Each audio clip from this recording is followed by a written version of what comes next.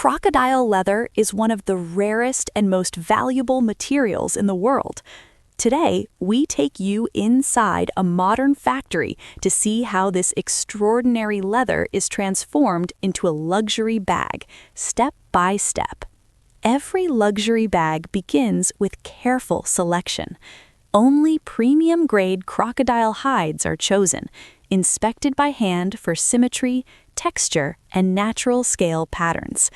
The hides are thoroughly cleaned and then tanned using specialized processes that preserve strength, flexibility, and the natural beauty of the scales.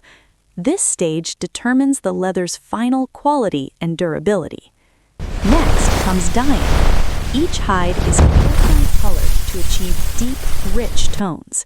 Controlled drying ensures the leather remains soft while locking in color.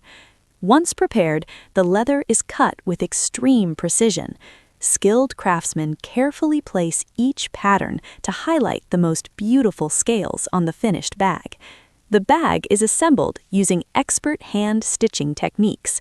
Every seam must be flawless, combining strength with elegance.